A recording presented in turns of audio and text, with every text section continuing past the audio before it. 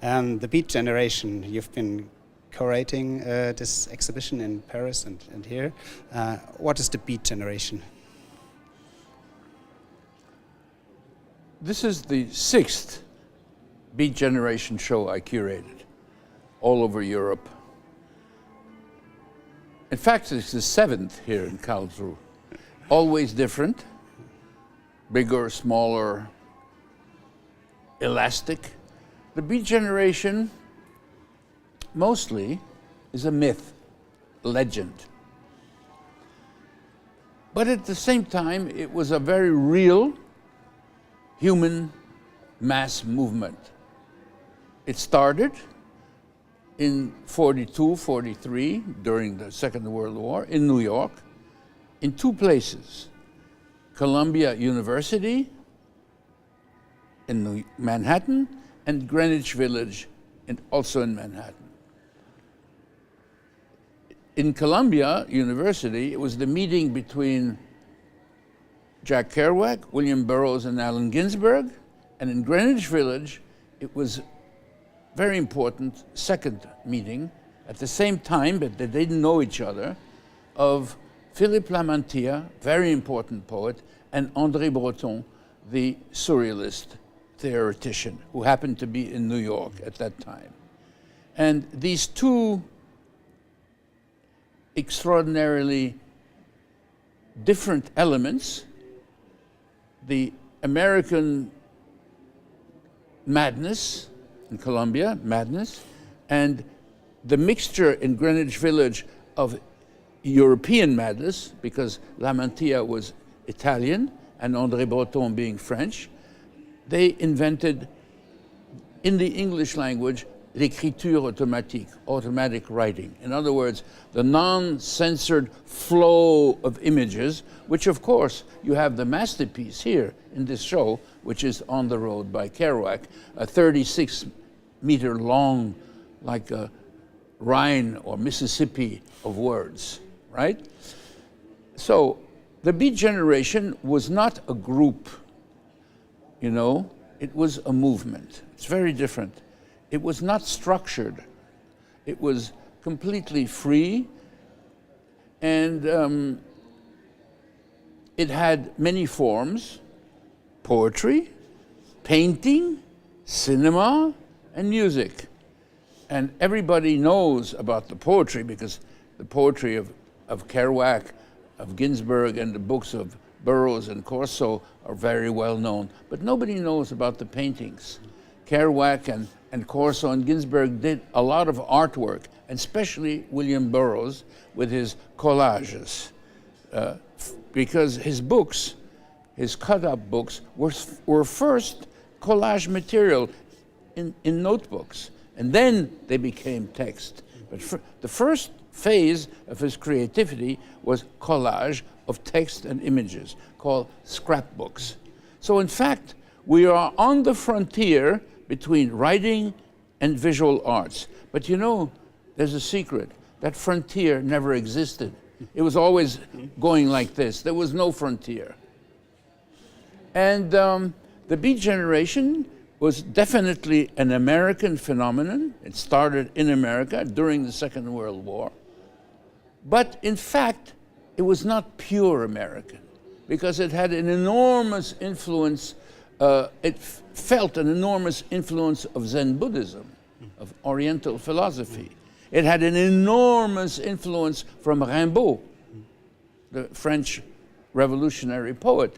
It had enormous influence from William Blake, who was British. So in fact, it's a big mixage, we say in French, of all those influences.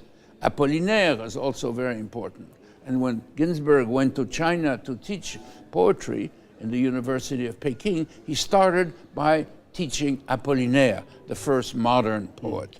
So you see, it's at the same time very American and very universal.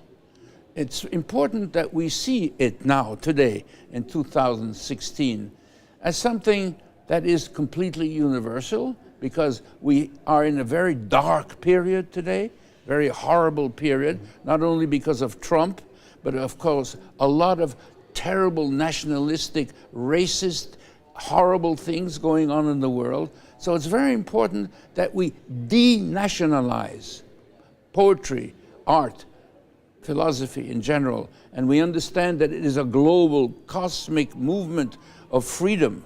It has nothing to do with nationality or national borders. Poetry is always supranational, extranational.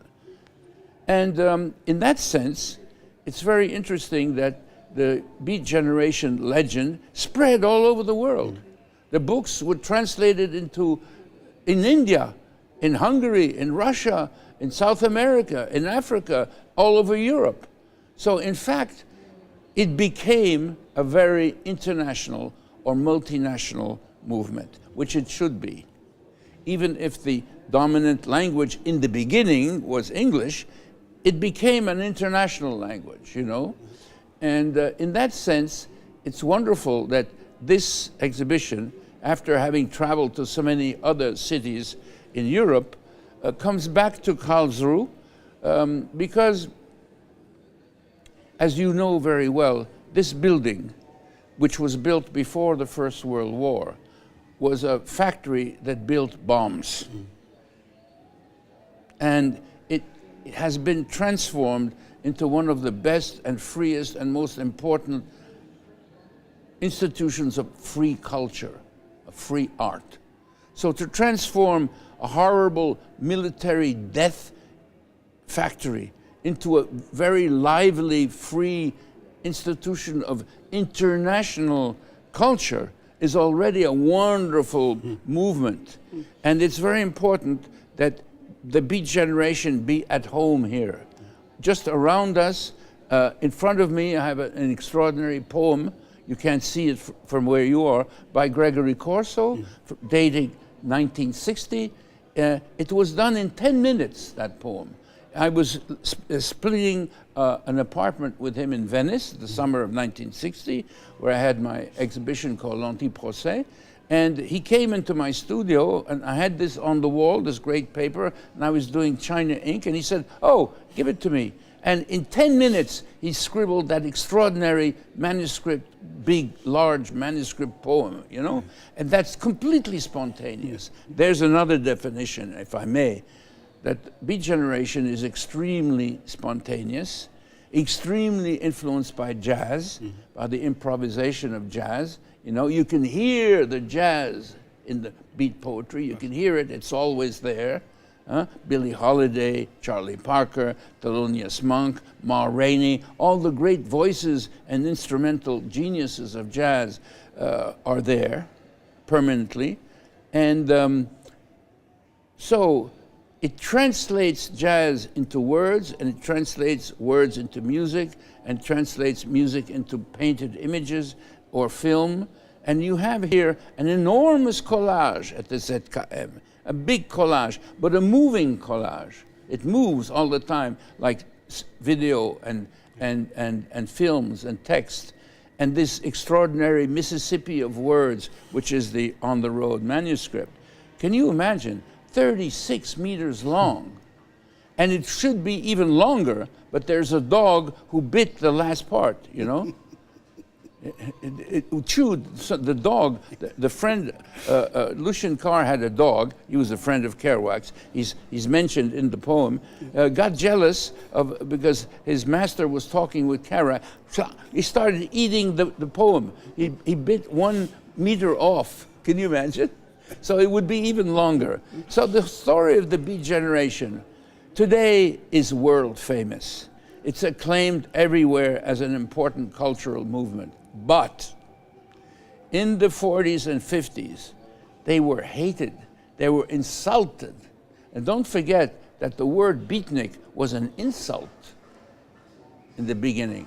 You know, like cubist, you know, the cubist, became an insult. It was an insult in the beginning. Then it became an accepted word.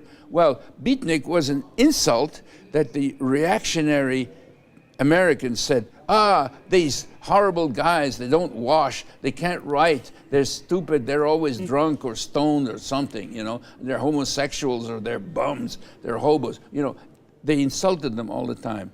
It's only today that people start reading the books and say, wow, these are really important literary masterpieces. But beatnik first was an insult, and now it's an accepted name. And everybody says, oh, it's okay to be beatnik. But you see, they're all dead today. But when they were alive, they were not so welcome by the dominant culture. There was always a struggle between the dominant culture, the academic culture, the commercial culture, and this free poetry.